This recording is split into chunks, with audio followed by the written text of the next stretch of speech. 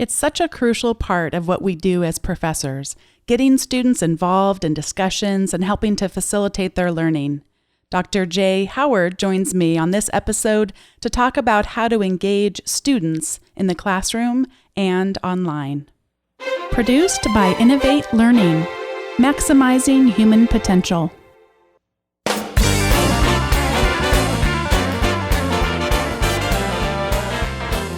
Welcome to this episode of Teaching in Higher Ed. This is the space where we explore the art and science of being more effective at facilitating learning. We also share ways to increase our personal productivity approaches so we can have more peace in our lives and be even more present for our students.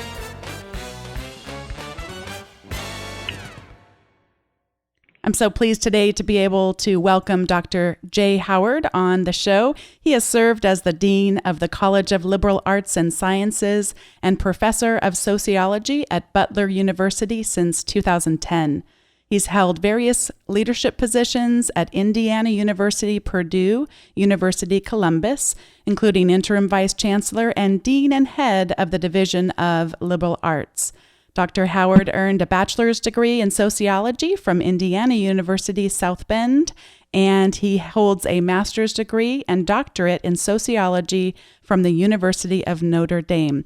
My husband noted that you're a good Midwesterner. Welcome to the show. Well, as a good Midwesterner, I'm very happy to be joining you, Bonnie.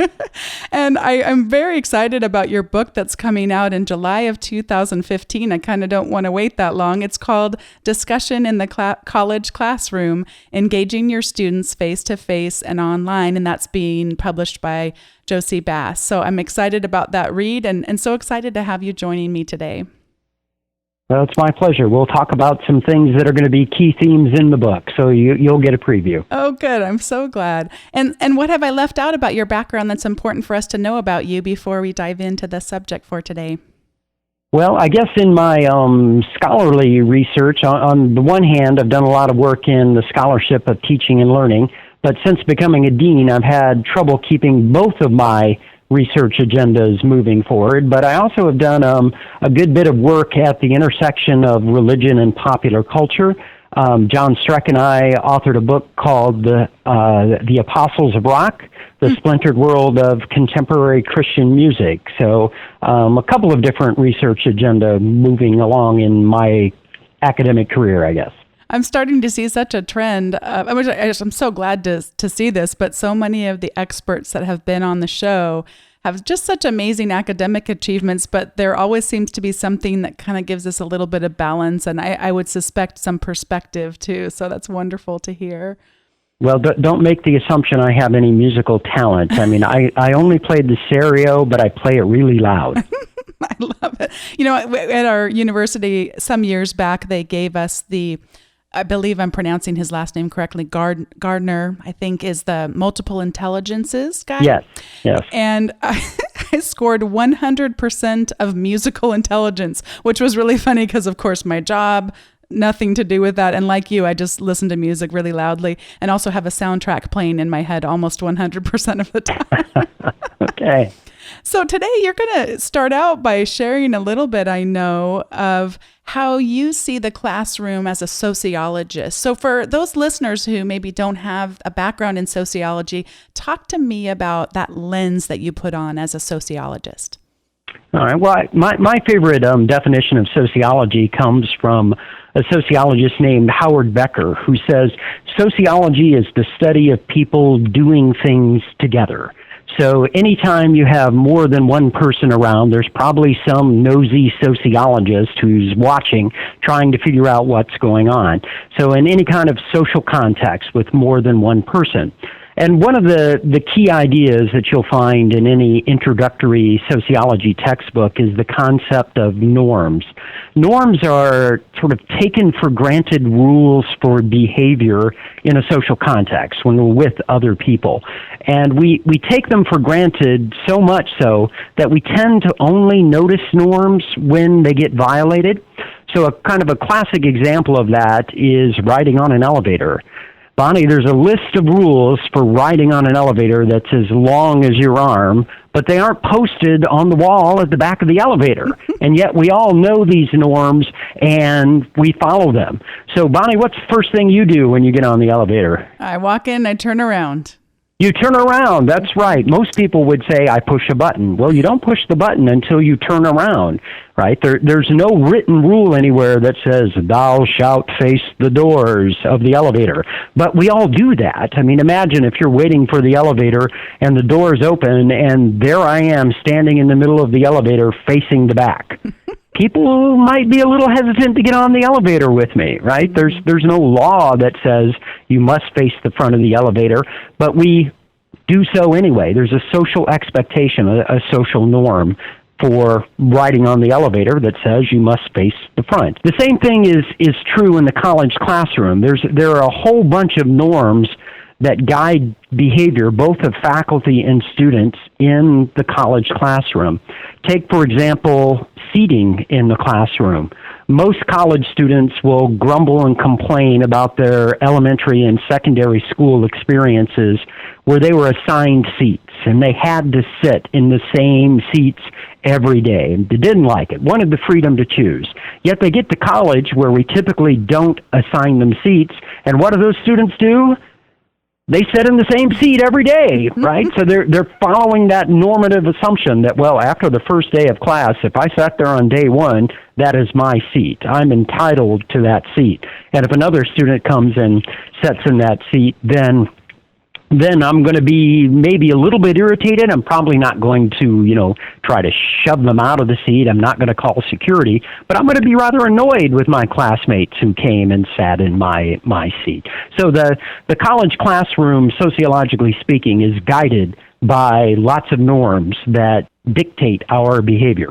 Sometimes I like to mess with those norms a tad bit, and on the first day, sit in the very back row, kind of toward the middle, and don't say any. I mean, of course, I greet students as they come in, but I don't call attention to that I'm the professor, and sometimes they'll ask, although usually the age difference is quite apparent.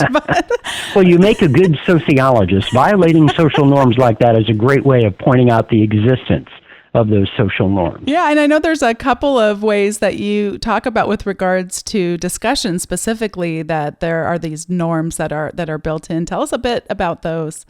Starting in the late 1970s is when this area of research began. A couple of sociologists at Boston College named David Karp and William Yoles did some research on student participation in discussion in the college classroom.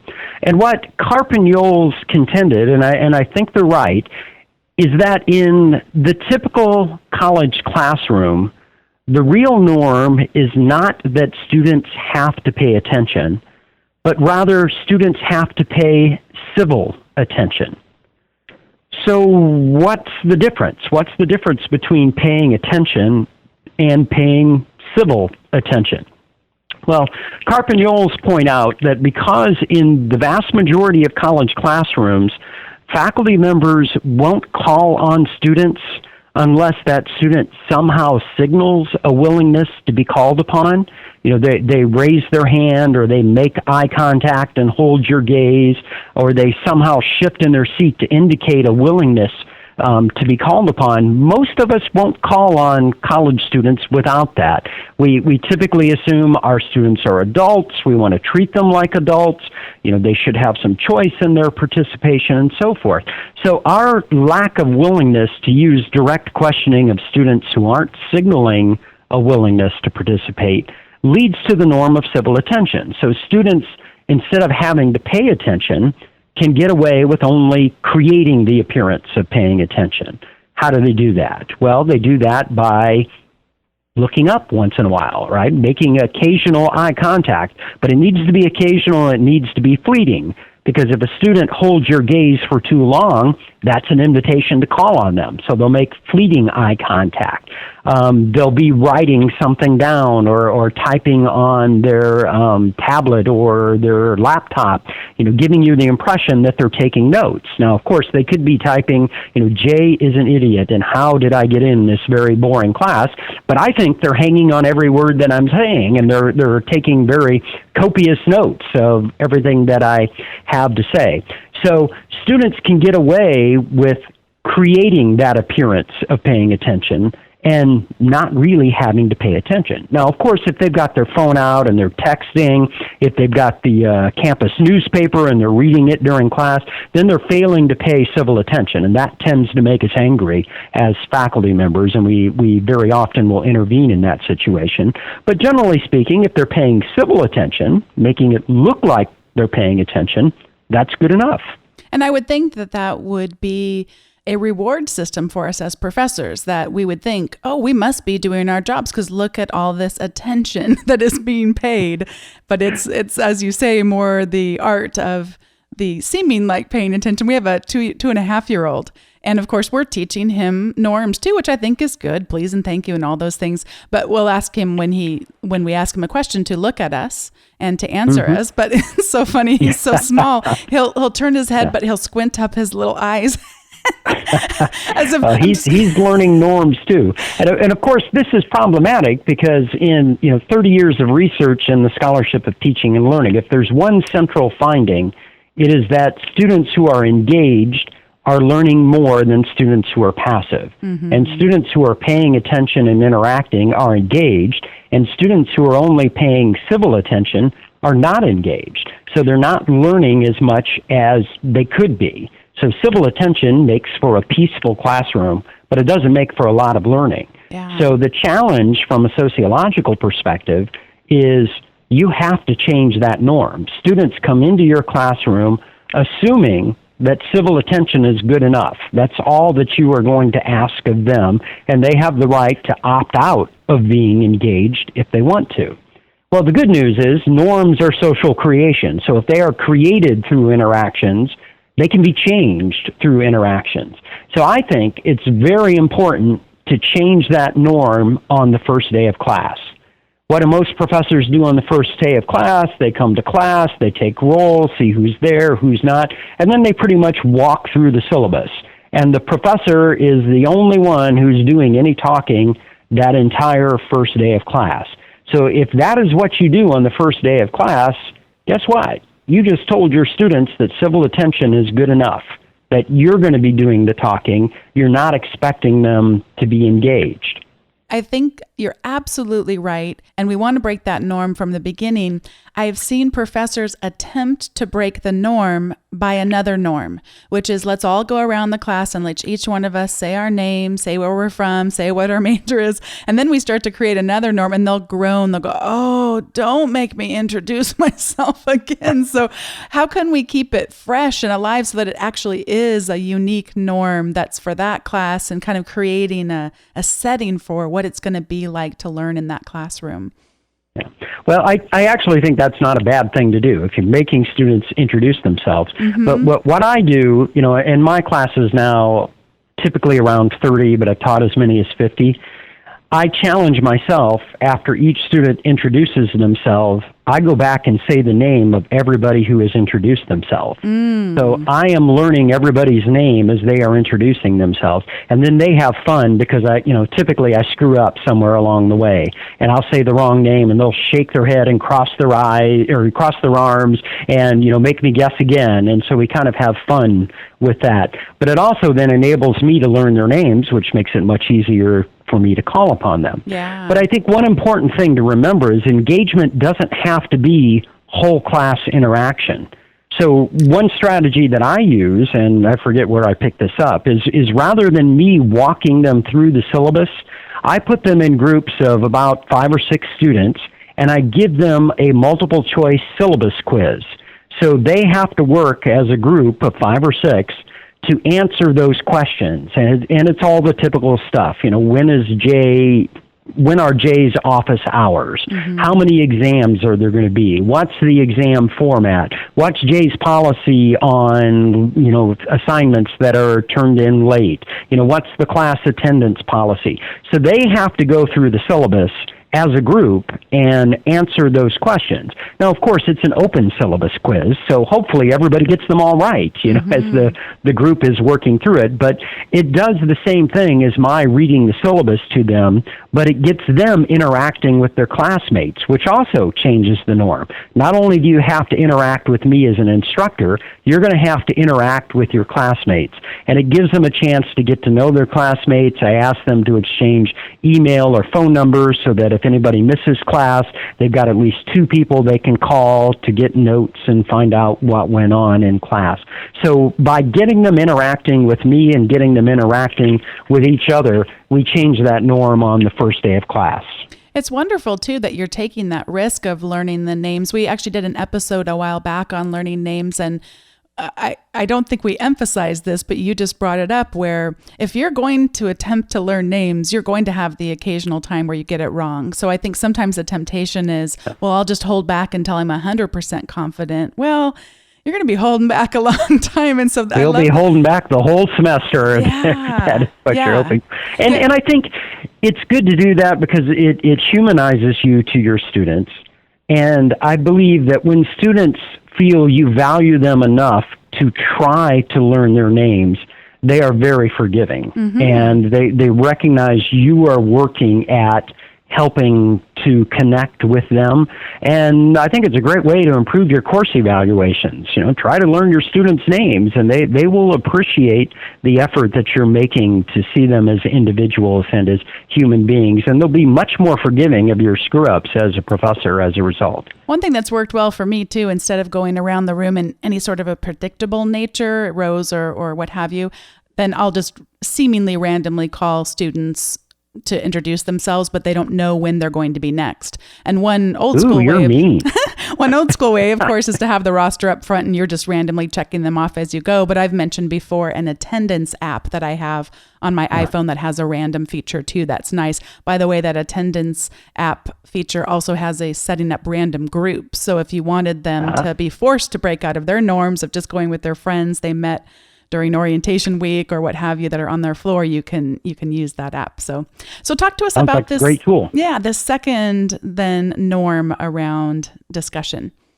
All right, the second norm, also originally identified by Carpignoles, but this is the one that I've done a lot of follow-up research on in my career, is called the consolidation of responsibility. And that's a reference to the responsibility for students' participation in classroom discussion. What Carpignoles have found, and others, including myself, have confirmed, is that regardless of class size, it doesn't matter whether you're teaching a class of 10 students or whether you're teaching a class of 150 students, regardless of class size, you're going to have right about 5 students that are going to become your dominant talkers who will account for the vast majority of student participation.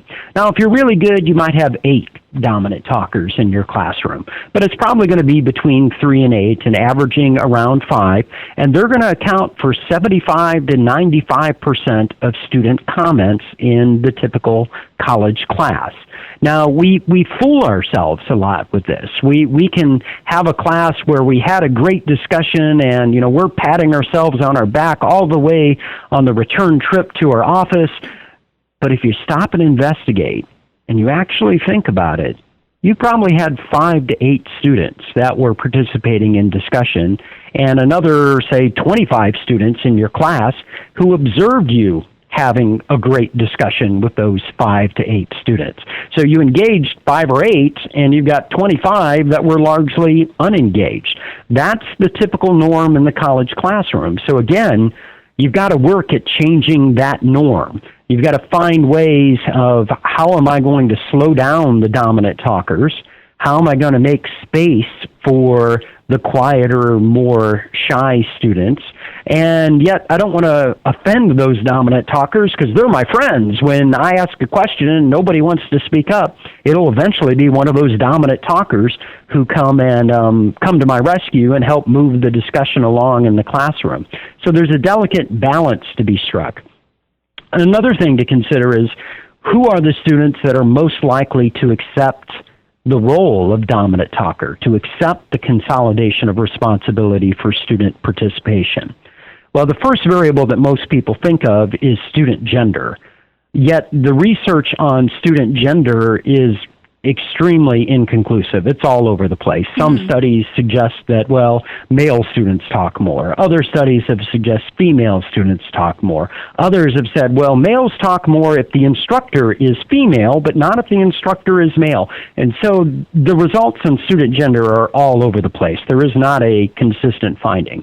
However, there are other variables that come into play. So if you teach in a mixed age college classroom, say you're at a commuter campus of a state university with students anywhere from the typical 18 to 22-year-olds to students who might be older than you are, might be 50 years old in the classroom. Student age matters. It is the older non-traditional students who are much more likely to become your dominant talker than is the typical 18-year-old in your classroom. It also varies by instructor gender. Female instructors seem to do a better job of getting a larger number of students participating in the conversation than do male instructors. Your talkers are also likely to be seated up near the front of the room, which is why it's real easy to get caught up in a discussion with just them, because they're right there under your nose and they're waving their hand in your face. So it's easy to call on those same 5 dominant talkers. But that will be the norm in your classroom, will very likely be the norm in your classroom unless you systematically work at changing it. Both of these norms that you've talked about, the civil attention and the consolidation of responsibility for student participation, I'm seeing a theme here, which is that they both have rewards systems built in for the professor. So we have to be self-aware enough to recognize we need to break those reward systems for ourselves to benefit the students the most. Because as you've said, I mean, if I'm getting a lot of seeming attention and I'm getting nods and what have you, and I'm getting a lot of what I perceive as a lot of discussion, I go home and feel like, gosh, I did my job today. And it's also the path of least resistance, right? Those very quiet students who may not want to talk are going to resent it if you're trying to pull them in and engage them. So you've got to be careful about how you do this. I mean, students actually, they may not be consciously aware that, they're expecting the dominant talkers to do the work, but researchers who actually go and do the observation in the classroom will note things when the professor asks a question. Students tend to turn and look at the dominant talkers. Well, tell the professor what we think, right? Speak up on our behalf. So you've got to work at changing that norm. And there are a lot of very simple strategies. I mean, one is simply to say, I want to hear from somebody who hasn't spoken up yet today. So you are ruling out your dominant talkers who have already spoken up. Or if your dominant talkers are all seated in the front half of the room, you can say, I want to hear from somebody in the back half of the room. Or if your dominant talkers happen to all be women, you can say, come on, guys, I've been hearing from, the women in the classroom. What about you men? What do you think about this question? So you can sort of subtly limit who's allowed to answer a particular question in the attempt to expand the number of students engaged in discussion. Another good strategy is move around, right? If you're in the front with those dominant talkers who are waving their hands under your nose, move to the back of the room, move to the side of the room. For one thing, your moving around tends to cause the students you're moving to pay a lot more careful attention when you're standing right beside them. So that's another way of engaging those quieter students who are along the sides and in the back of the room and not so anxious to speak up. And of course, there's the issue of being an introvert versus an extrovert. When does an extrovert figure out what they think about your question? Well, they figure out what they think as they're talking, and they might beat around the bush and talk in circles while they're figuring it out, but they're quite comfortable figuring out what they think out loud in front of everybody. The typical introvert is not going to do that. So if you put the typical introvert on the spot and ask them to speak up, they are not going to be happy with you. So instead, you can do things like, well, I'm going to give you 1 minute to reflect upon this question and write in response to this question. Or we're going to do a think, pair, share. I'm going to have you partner with the person next to you, and you're going to discuss this question. And then, after they have something written under their nose, or after they've had a chance to figure out what they think and rehearse it with a classmate, then when you call upon them to speak up in front of the whole class, it is a much safer and much less threatening environment for students who are introverts. How does all of this play out in the online class? Well, I think the online discussion forums have some similarities and yet some differences. You can run into problems that sort of appear to be the same as the consolidation of responsibility. Most online discussion forums are done in an asynchronous format, meaning that students can log on whenever it's convenient for them and post to the discussion forum. If you do it synchronously, you have the problem that you're taking away one of the real perks of an online class, that you're taking away that convenience that I can do the work when it's helpful for me or advantageous for me to do it, and requiring everybody to be online at the same time. And if you're putting everybody online at the same time, well, then again, you have the problem. Only one person at a time can speak. You can't read the conversation in the chat room but one person at a time, and discussion gets broken up and gets kind of messy. So what professors will typically do is say, well, everybody has to post by thus and such a date. And the problem you run into is a large majority of students will wait until right before the deadline to do their posting, and then there's no time for classmates to respond to their posts. So a good strategy is to have two deadlines, that students have to either make a comment on the reading or respond to a question, say by Wednesday night at midnight. And then by Sunday at midnight, when this segment of the course closes, you have to respond to a classmate's post. So there are two deadlines, one for posting your comment or question, and then a deadline for responding to a classmate's comment or question, which again gets them interacting with each other. Another problem you run into with online discussion forums is simply the volume of work simply trying to read all of those things, both for you and for your students. If you're asking all students to read every other student's post, that takes a lot of time and energy to keep up with that. So I suggest that you do the same thing we typically do in face-to-face classrooms, that you divide the class into smaller groups. Typically 6 to 8 is a good number. And so students are only responsible for reading and responding to 6 or 8 other students, rather than 30 or 40 or 50 other students. So the workload is manageable. And then also I think that you as an instructor then can sort of do spot checking of those groups, that you don't have to read every comment by every student. And compare it to the face-to-face classroom when we divide students into small discussion groups. We walk around and we listen to one group at a time. We're sort of spot checking to make sure they're on task and that people are participating. But we can't listen to 4 or 5 small groups simultaneously in the face-to-face classroom. So I think you relieve some of the workload burden for both yourself and for your students by kind of taking that spot-checking approach. I have seen some professors that think, not only do I have to read all these, but I have to respond, and then they start to get into that's a great answer, that's not anything substantive.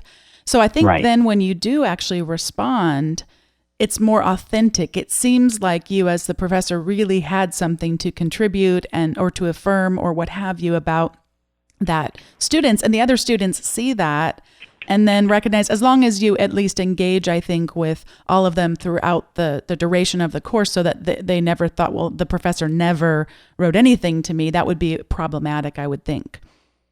Yes, I think so. I think you do want to be posting in each group, maybe not every week, but certainly every couple of weeks. You want them to know that you are reading, you are paying attention to what they're doing, and also you want to watch out for things like violations of etiquette. If somebody is being rude or something like that, as it's very easy to do in an online format, is to treat people much more harshly than you would treat them face to face. So I think professors have a responsibility to monitor that as well. Have you ever had where you set up a group leader for the week in those discussions so that they might do some adhering to those norms, or have you ever tried creating norms together with a class, either in person or online? Yes, I think that both of those are good strategies. Those are good ways of structuring the discussion. You can also find there are a number of faculty members who have developed sort of netiquette rules for behavior in online discussion forums, and if you simply do a Google search, you can find examples of that as well. Mm-hmm. But there's some advantage to developing them with the class, and that can be the first unit's discussion is what are going to be our rules for participating in an online discussion forum. Yeah, especially if they've done it before, they might have had things that drove them nuts. And so it's fresh on their minds of what might best work for them as the learners, for sure. Before we go into the part of the show about recommendations, I want to just open it up and say, is there anything I didn't ask you about that we should make sure and talk about with regard to norms and discussion in the classroom and online? I would just reiterate that while we take norms for granted, and students and professors tend to follow them, they are not etched in stone. Norms can be changed because they are a social creation. They are created through our patterned interactions with each other. And just because students come into your classroom with a certain set of assumptions about what are going to be the norms in this class, those don't have to be the norms. You can change those norms. You can more effectively engage students in interacting in the classroom. And we know that when students are more engaged, when they're interacting more, they're going to learn more. And I think that also means you're shifting the workload toward the students. The person who's going to learn the most in any given class is the person who's doing the most work. All too often, the person doing the most work is the professor. You're explaining everything. You're telling them all the answers rather than forcing them to engage, interact with you, interact with classmates, interact with the material to find the answers on their own. So if you can shift the workload burden onto students so that they're the ones working the hardest in the classroom, they're going to learn a lot more. Thank you. This is the point in the show where we each share a recommendation or recommendations. And mine is around a former CEO of Thomas Nelson, the publishing company, who now does a lot of blogging and a lot of podcasting. His name is Michael Hyatt. And he has a wonderful blog post and template for us to use around creating an ideal week. And the first thing that we might think is, well, there is no such thing as an ideal week because every week of mine looks different. But one of the things that's really helped me do is way back when I read Stephen Covey's books, early on in my career, he uses this analogy, and some of you listening might have seen him do this, where he'd have the big glass jar and he'd have all these rocks and he'd have sand and he'd have water, and he'd say, how do I fit the most into this jar? And the trick is you put the big rocks in first, then you can put the sand in, then you can put the water in. But his analogy was if we don't put those big rocks in there, we put the sand in first, they're never going to fit in. As much as we try to push and shove, it's not going to work. So I think this ideal week template, what it's done for me is be able to look at, I'm a professor, I am a mother, I'm a wife, and I play all of these different roles, and no, everything isn't going to fit into a week.